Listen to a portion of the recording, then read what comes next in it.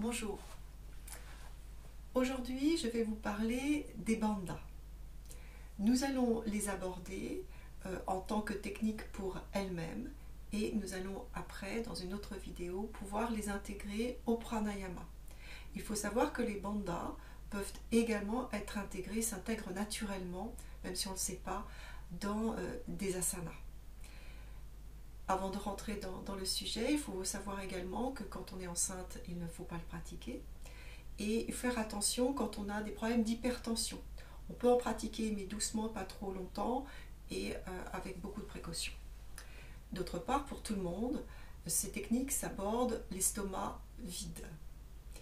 En dehors des repas, d'une façon générale, pour le yoga, c'est ce qu'il convient, mais là, c'est vraiment une recommandation absolue pour ne pas contrarier le système digestif, et c'est mieux d'avoir également été à la selle. Voilà.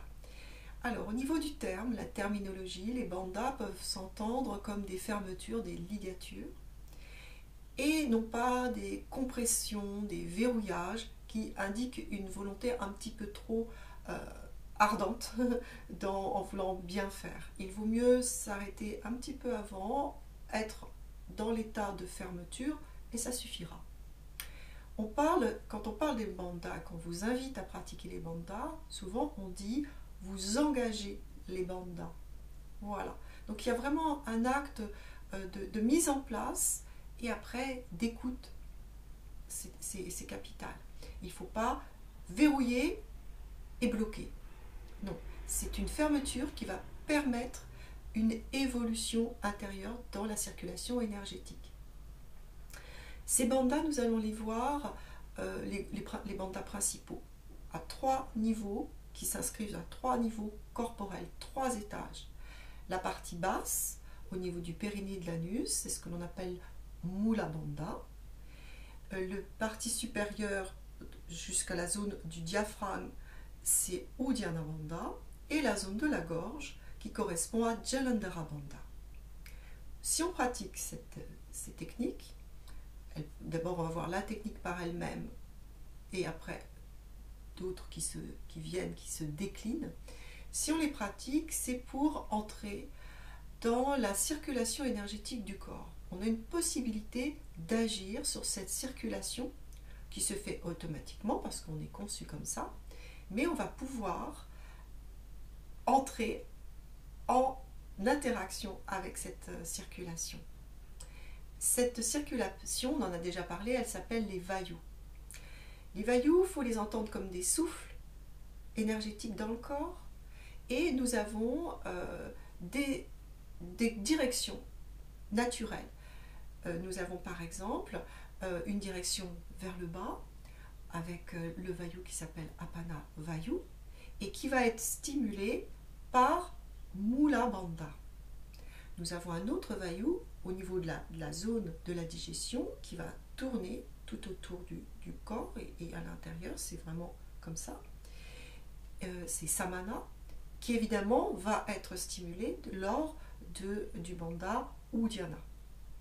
Au niveau de la partie haute, au niveau de la cage thoracique, c'est un vayu qui s'appelle Pranavayu et qui va être évidemment activé avec toutes les techniques de Jalandhara Bandha et également Uddiyana.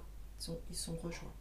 Nous avons encore un autre vayu, Udana, qui va correspondre au bras et également à la tête, et évidemment qui va être activé avec la même technique de Jalandhara Bandha, mais aussi avec Mahabandha. Quand on va engager les 3 bandhas ensemble, eh bien c'est l'ensemble des vayus qui vont être activés avec le 5e, Vyana Vayu. Voilà.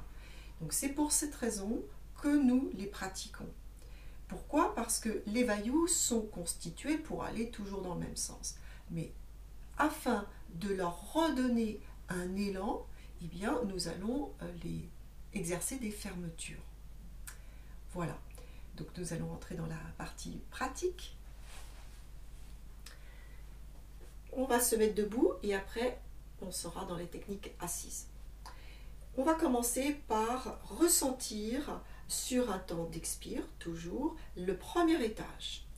On va Expirez par la bouche. Refermez, exercez une pression sur l'anus et le plancher pelvien. Et après, installez un sentiment de monter vers le haut jusqu'à la zone sous le nombril. D'accord? On recommence. Fermeture et une sorte d'aspiration. La zone va un petit peu vers l'extérieur, c'est-à-dire en direction de la colonne vertébrale. D'accord? Tout naturellement, on va aller au-dessus du nombril ou Dhyana Bandha. Sur l'expire, fermeture, aspiration.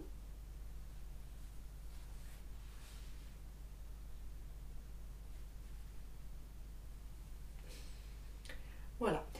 Quand j'ai fini mon aspiration, naturellement, je vais me diriger vers le ventre et élargir les côtes. Ainsi, le diaphragme est bloqué. Et tout naturellement, j'ai engagé le menton, ma gorge, Janandhara Bandha. On ne peut pas garder la tête comme ça. D'accord? Alors, je le refais une fois.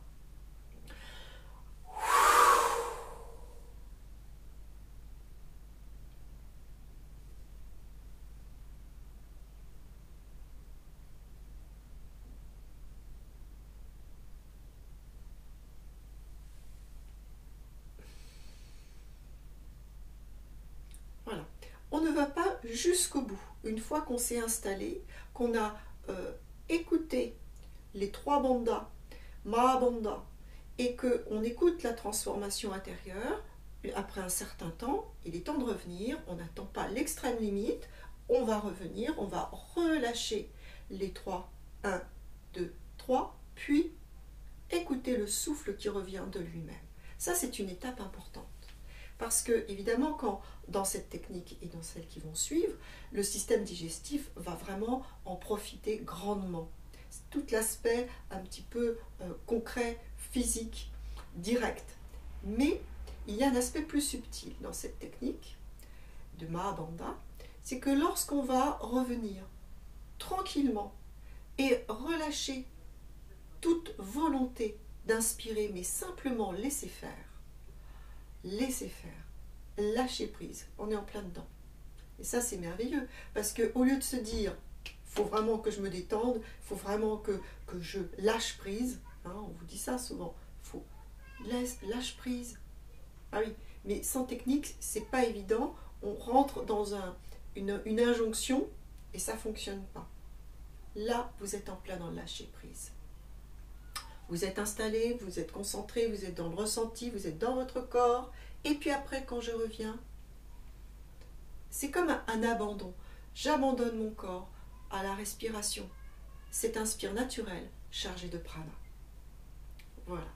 Alors maintenant, on va l'intégrer, non pas encore au pranayama, on verra ça après.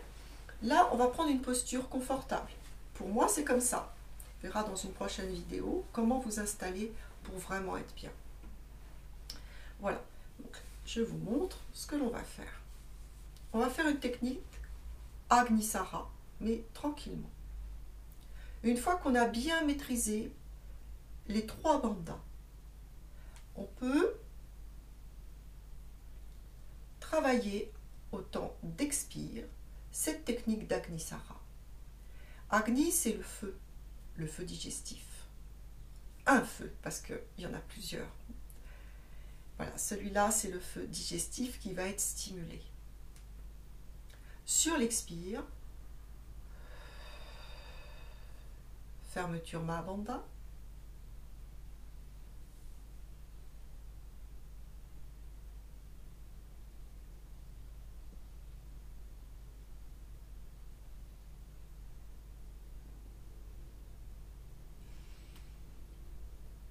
Sans respirer, j'ai poussé l'abdomen en avant pour donner de la place aux intestins et installer un mouvement de va-et-vient. On le refait une fois. Fermeture.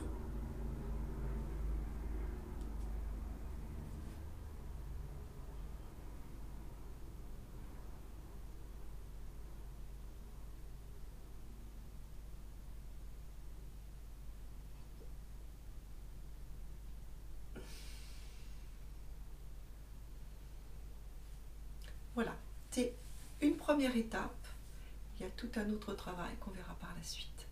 Je vous souhaite une bonne pratique. Namasté.